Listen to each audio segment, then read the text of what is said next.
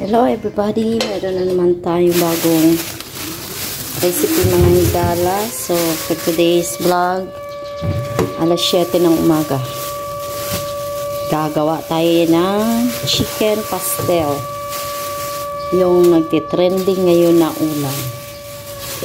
Ayan.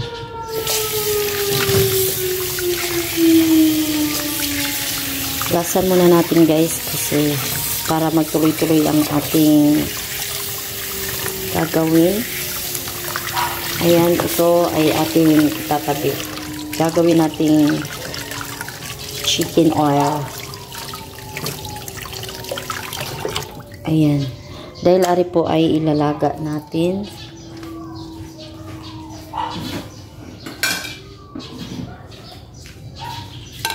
Laga muna natin to guys bago natin gagawin lahat ang ating mga bagong recipe. Ayan. Tanggalin natin tong ano na to. Ay. Binili ko ay dress na ano talaga, wala na talagang buto. So ito ipalalangisin natin mga higala para wag na yan mag-oil siya, diba?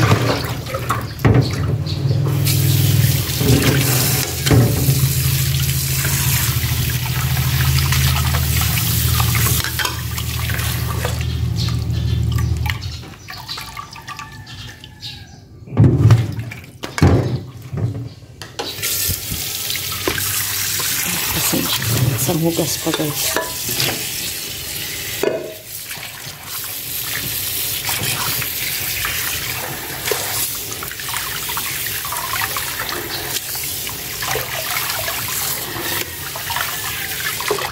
Ang ilalaga na ari, lagyan muna natin ng water. Lagyan natin guys ng mga pampabango. Ayan. Ayan, so antayin na natin lumambot yan, then mamaya himay-himayin natin. So para hindi masayang guys ang balat, palalangisin natin to guys para gagawin natin chicken oil. Alam niyo yung chicken oil na nasa Mang Inasal, ganyan lang gagawin natin guys mamaya, abangan niyo. So guys, habang nilalaga natin yung manok, tayo magagayat na ng ating mga pangangailangan.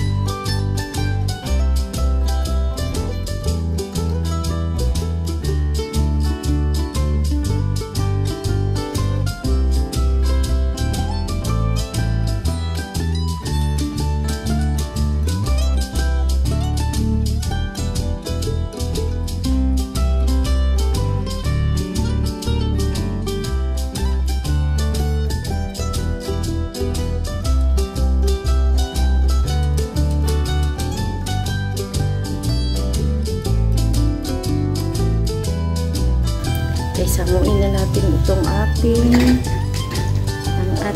manok. Ayan, malambot na ito. Pwede na ari. Kasi ating himayin pa ito guys.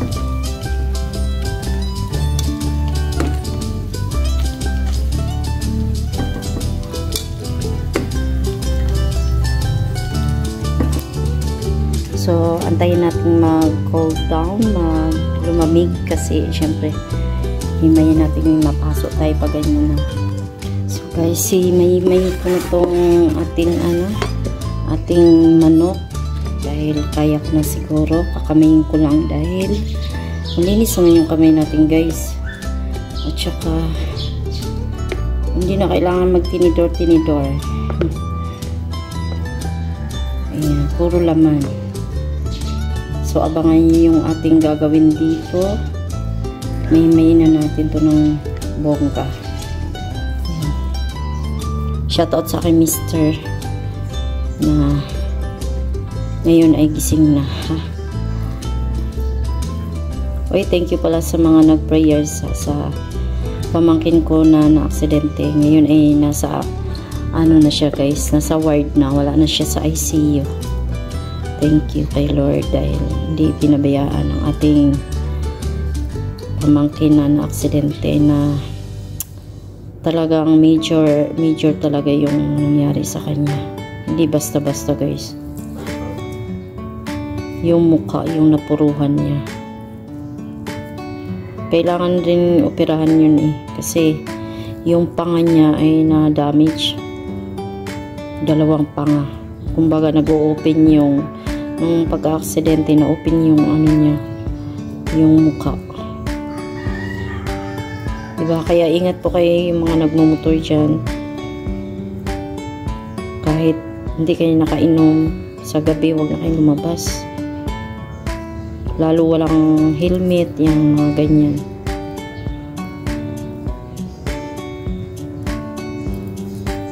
So, mamadaliin na natin to guys. Ayan.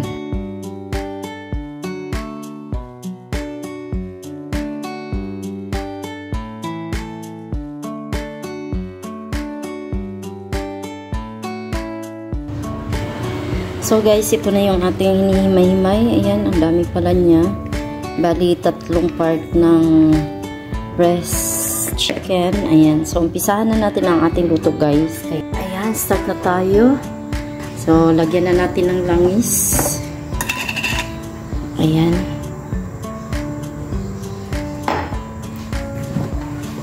Let's move and start our new recipe today. August 6 ngayon. Lalagay na natin ang ating luya. Ayan. Ito yung first step na gagawin natin.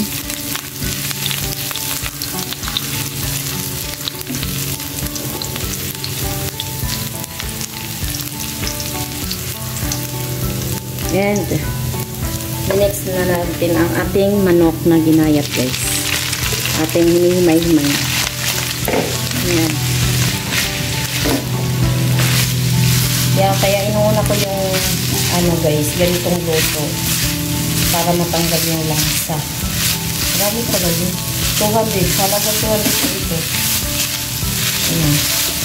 Tanggalin na natin yung langsa ng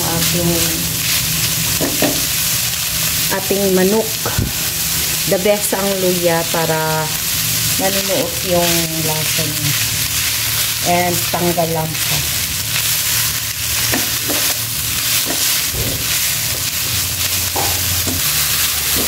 Ayan, kunting minuto pa guys. Para lang matanggal yung lansa ng ating manok.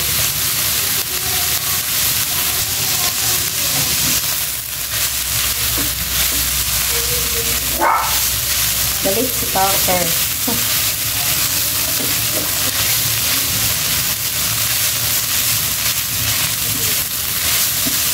Yan, pwede na po ito. Ating muna guys. Ating isasalin muna sa isang lagayan.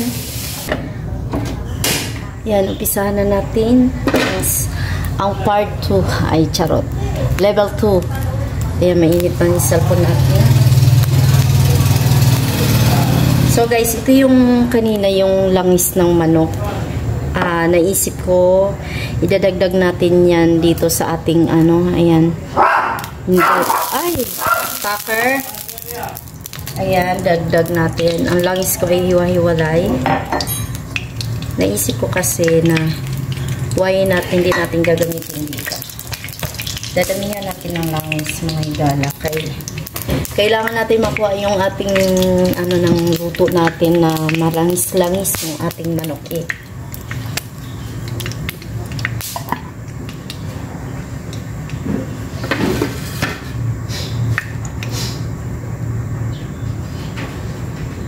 Ayan, so umpisahan na natin ang ating unahin ko lang yung sibuyas.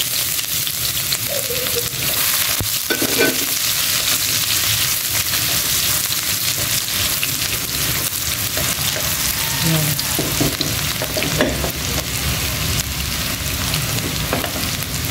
Shout out sa ating mga bagong viewers. Inabot tayo na 1.5k sa ating vlog na adobong pork meat.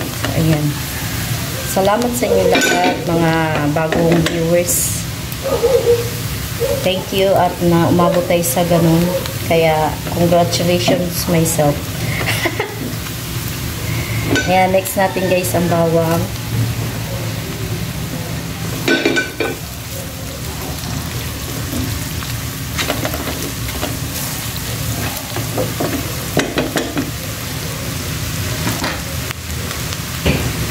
Halu-haluin na maigi hanggang lumabas yung aroma ng bawang at sibuyas.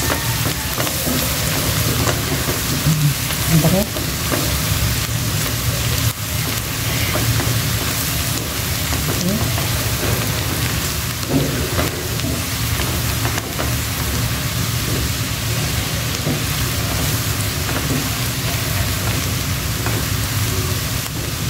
Yan guys, ilagay na natin ang ating manok.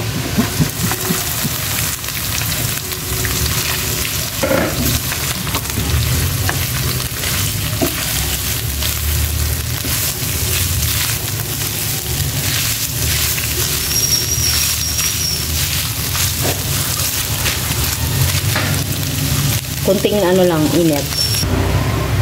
So, halu-haluin natin ulit guys. Kailangan natin halu-haluin siya.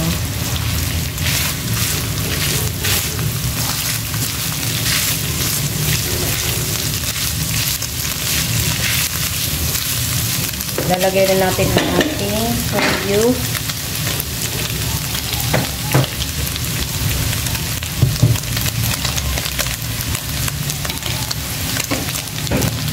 Lagay na tayo ng toyo para magkulay. And then ang ating paminta.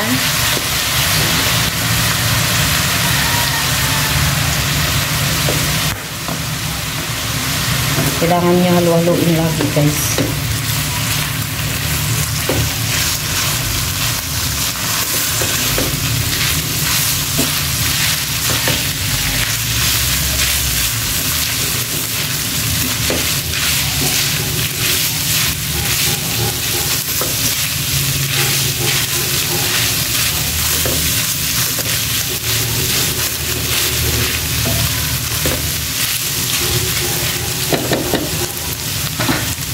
Lagyan ko lang guys ng kunting oyster. Ayan, para magsama ang mga kulay. And dahil wala tayong aswete, lagyan natin ng kunting tomato paste para magkulay siya.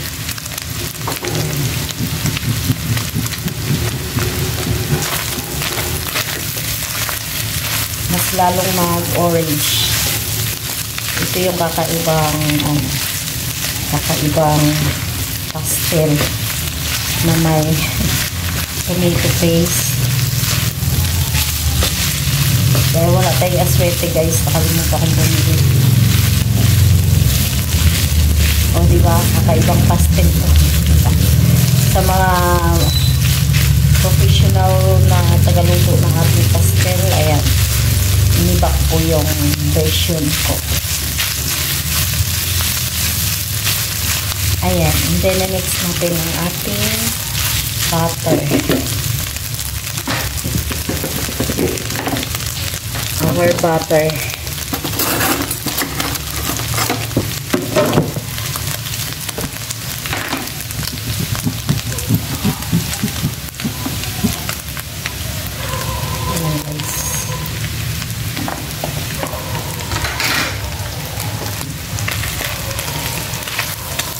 Kailangan makuha natin yung malangis-langis na pastel kasi ayun yung mas masarap.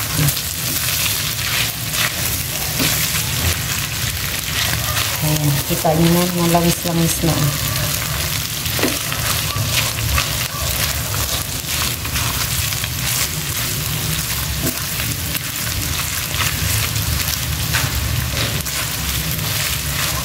Lagyan natin ng laurel, kahit dalawa lang ulit. Para manunuot yung amoy bango.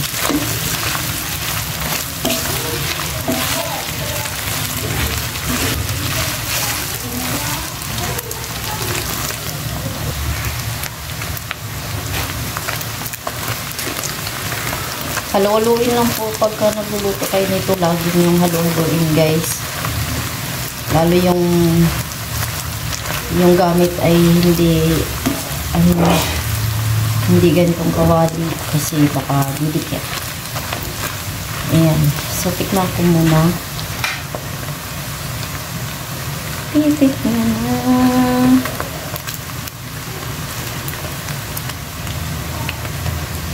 Agoy.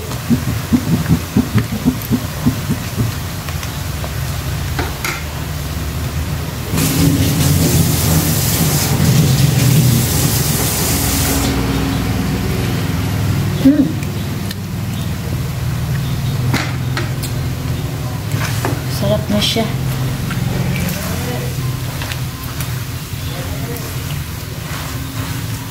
Lako. Pwede na to, guys.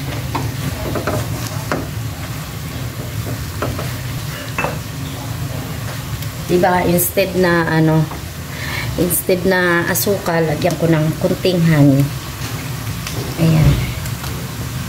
Lagyan natin ng kunting honey.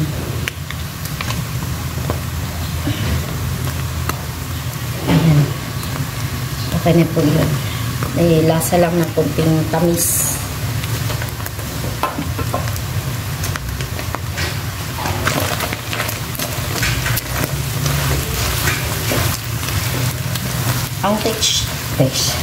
Ang texture po ng manok ay para siyang guys, dry na maano na siya yung parang may crispy ganyan pagkakaluto natin. So ayan po yung ang hinahanap kasi natin yung pastel na malangis-langis. So tingnan nyo naman, guys. So, ayan. Pakita ko sa inyo ng malapitan. Ayan. Diba? Oh. Wow. Pwede na yan, guys. Pinatay ko na, ha. Para okay na yung kahit hindi siya masyadong maitim. Ayan. At least nakagawa tayo ng ating nahanap na malangis-langis. Ayan. So, pwede na natin ilagay sa ating pinggan. So, ayan na, guys, yung ating presentation sa ating pastel na ginawa natin. Ayan, nilagyan ko po siya ng kinchay o tsaka pipino and then kamatis. Ayan. Ayan. So, ayan po yung ating kabuuan ng ating niluluto ngayon. So, thank you po sa lahat ng ating mga viewers na nakikinig at nanonood ngayon sa ating mga vlog. Maraming salamat and God bless, guys. Thank you for watching, everyone. Mag-iingat po tayong lahat. At bye-bye!